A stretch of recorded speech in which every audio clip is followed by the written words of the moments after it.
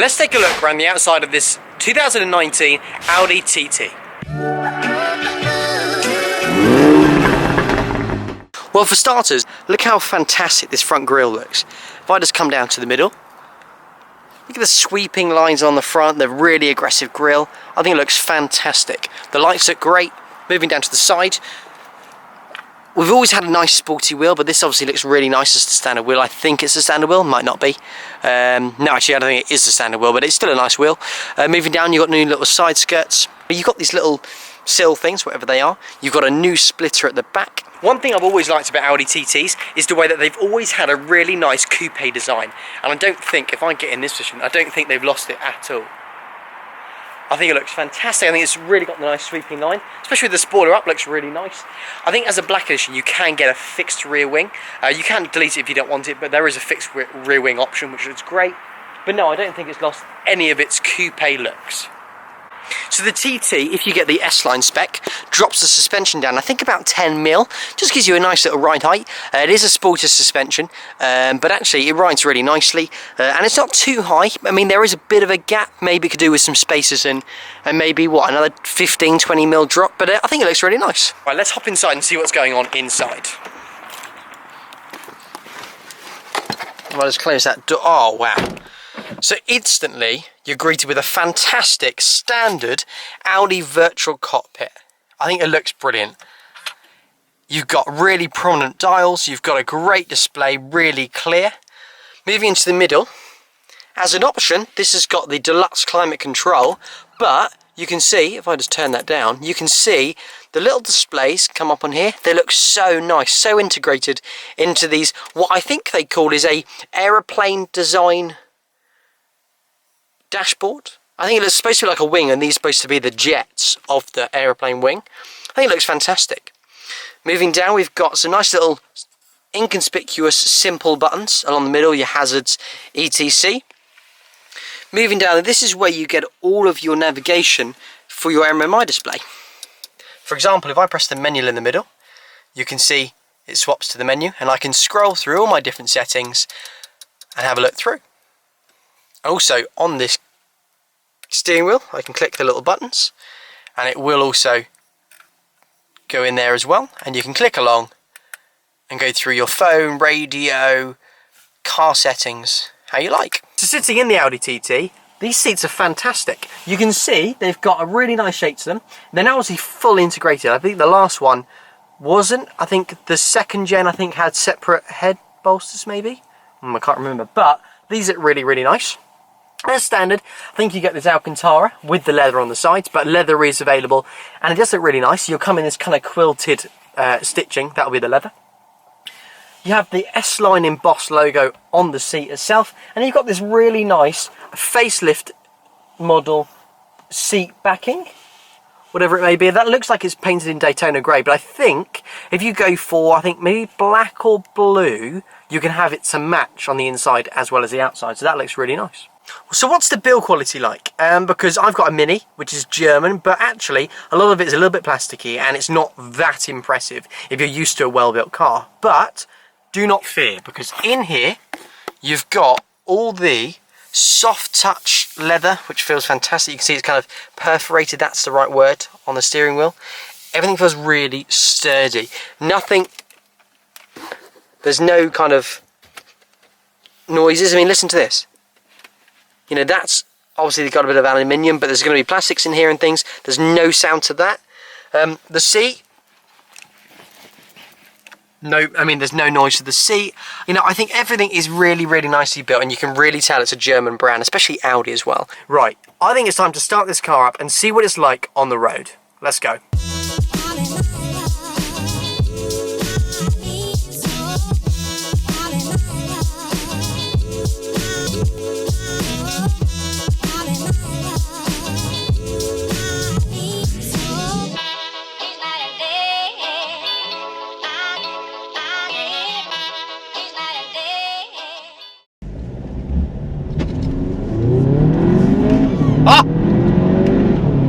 Just flies.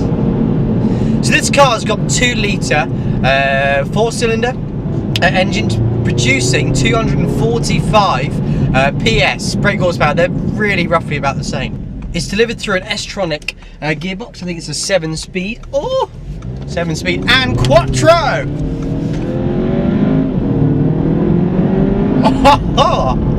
Quattro is Audi's 4-wheel drive system, or all-wheel drive, I think they want to call it. And oh my god, it's fantastic. Honestly, you pick up speed so quickly in this car. Now, I can talk to you rather quietly, because actually in the cabin, TTs have sometimes been a little bit loud, but in this car, it's very, very quiet. I can hear everything, you know, I can hear the radio, I can be on the phone and be absolutely fine. It's really, really nice. In Quattro, well, it's a really good question. You're probably going to see BMW's X-Drive, Mercedes, what are they, 4MATIC or something. The Quattro is something that I think has always kind of led the pack.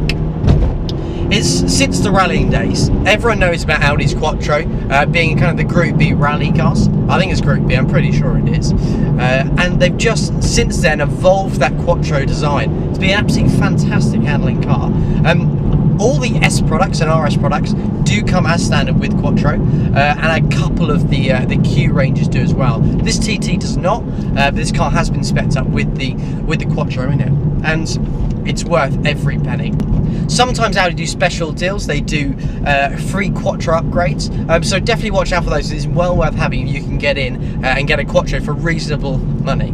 Speaking of money, what's this car like to live with? Well, at the moment I'm doing about 28.1 miles per gallon, but I have been in sport, kind of thrashing it around, as it were, just to see how the Quattro works. So actually, I'm pretty sure I'm going to be getting into the 30s.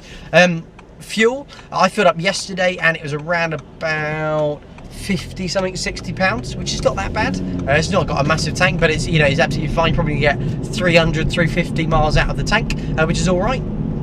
Road tax, unfortunately, nowadays, if the car's over £40,000, there is a lot more tax to pay on a car, and this is over £40,000. I think it's about 43 or 44, so you are going to pay a little bit more for tax. But actually, as a car, I think it's a really, really affordable car to run as an everyday. Admittedly, you know, if you're going finance options for a PCP, it is quite expensive, but it is a 40-something grand car, so it's going to be expensive. The question a lot of you have probably been asking, is it a hairdresser's car?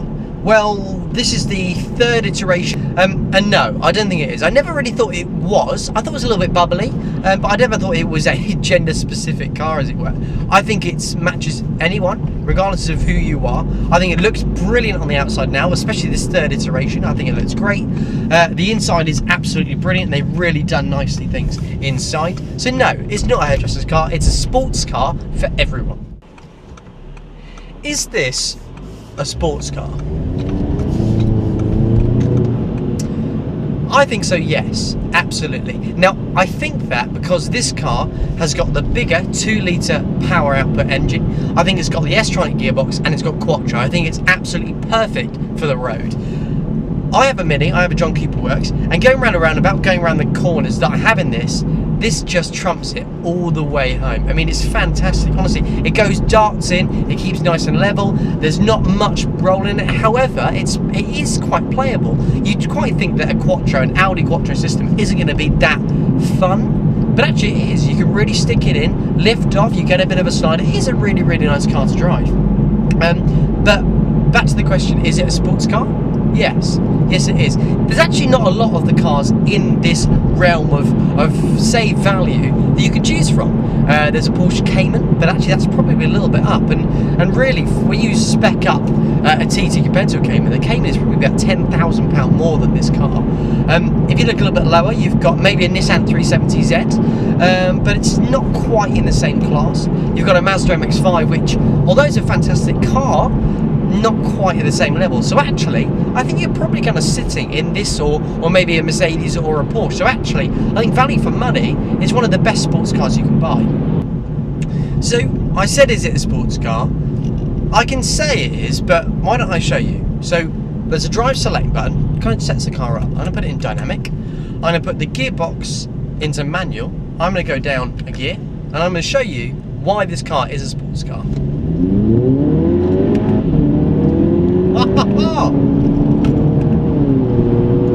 Oh, it just picks up power so quick. You can really feel the car equal the power. The quattro system is fantastic. You can really feel it distribute that power into the tight left. Oh god, really throws you around in the car. It's fantastic. While I'm stuck behind a rather slow car in a 60-mile-an-hour lane, we'll ignore that, it's one of my pet hates anyway.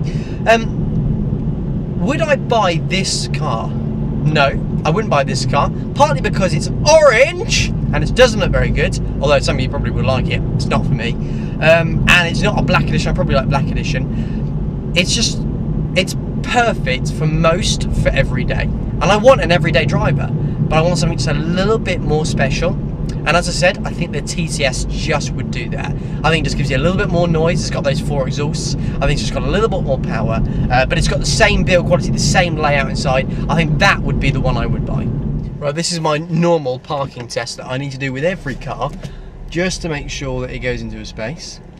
Don't look very well, but I can see pretty fine.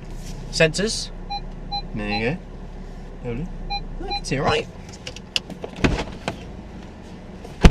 Easy to park. So that concludes my review of the Audi TT. I think it's a fantastic car. It's one of the best coupes in its class. I actually think it's probably one of the best, if not the best, coupes you can buy at the moment for really, really good money.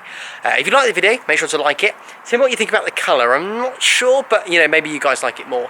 Subscribe to see future videos, but for now, I'll see you soon.